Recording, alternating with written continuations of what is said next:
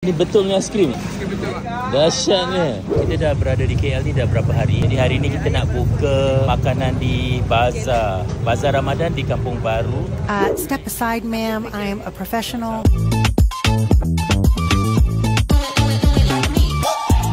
Step aside, please. Kuih-kuih orang lama. Step aside, please. I'm a professional. Jalan raya dia tutup sekitar 3:30 petang. Kita datang awal, jadi kita kena tunggulah. Bila dah buka, seronok. Ramai sangat. Dah apung balik ada dah. Yang ni macam mana jual kan? Yang nipis satu RM1, yang tebal satu RM2. Dia ada yang dengan jagung kan? Ada kacang jagung. Okey, yang ni 2, kemudian yang tipis 1. Sebenarnya berapa? RM5. Ini betul ni aiskrim? Aiskrim betul Pak. Dahsyatnya. Macam mana jual ni? RM1.8. Plastik cup sama harga. Tengok dia taruh aiskrim. Dahsyat dah you. Siapa punya idea ni?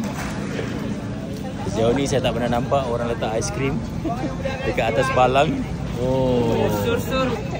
Dahsyat ni. Pandai pilih Bujang-bujang dia jual. Dahsyat dah. Yang kat dalam semua bujang ke? Alhamdulillah bujang. Oh, alhamdulillah bujang You all like this? When I first saw it, I was like, astaghfirullah. Tapi pandai. I'm tempted now. Why not just get one more? Maybe we share this one. Aku so shy ke? Say we want to add the time. Boleh tambah ni tadi. Tengok.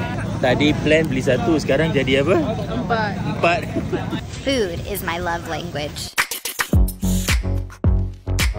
I mean, look at this.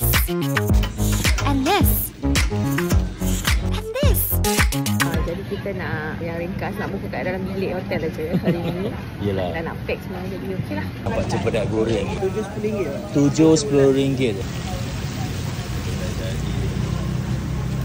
Kita orang Singapura nak datang bayar pakai digital QR code. You hanya download dia punya Touch and Go app. Everything settle, you dah boleh bayar. Senang sangat.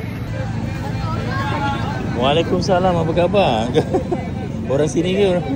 Orang sini ya? Kenal kita ke? Tengok ada selalu kat tu. Selalu pantun. Ya. Tak buat Singapura lah.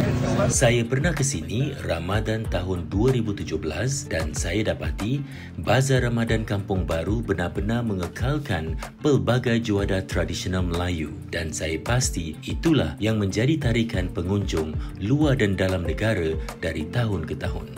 Bagi mereka yang berdekatan dengan Kampung Baru boleh singgah di Bazar Ramadan Kampung Baru. Terima kasih Kuala Lumpur. Assalamualaikum.